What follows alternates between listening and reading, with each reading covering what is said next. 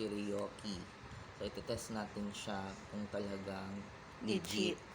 So, naka-sealed pa yan. Buksan natin. Ito yung bubble wrap Ayan, kanina. bubble wrap. Wala ko ni Johan. Ang hirap buksan, mga kaibigan. Kasi hindi ako marunong. Ayun. So, makikita mo sa loob. Ay, meron siyang sealed chinalen. Alam niyo yung sealed chinalen? Okay. So, laman nito, meron siyang Bulak. cotton.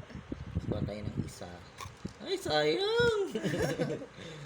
59 na lang. 69 na lang. So, tapos ito yung betadine. Papatak tayo water. Papatak tayo ng mga 48 1, times. 2, 3, 4, 5, 6, 7, 8, 9, 10, 11, 12, 13, 14, 15, 16, 17, 18, 19, 20. Tama na. Halo mo muna yung ano. Ano yung jalo? So, ito na yung capsule. Kalahati muna ilagay natin. Baka mamaya, Wang Jimmy. Mapahiya tayo. Ay! Jumiji pa! Ilamatay natin yung electric fan kasi medyo ang sayang. Kalahati muna. Shota ka. Jaluin natin mga shota.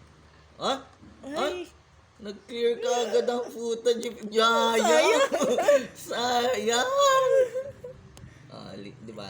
So, ibig sabihin, legit siya. Effective siya. Putang ina, nasayang yun ito. Sorry. Ayan ha. Legit po siya. Ayan. Okay. Thank you. Bye. Legit siya.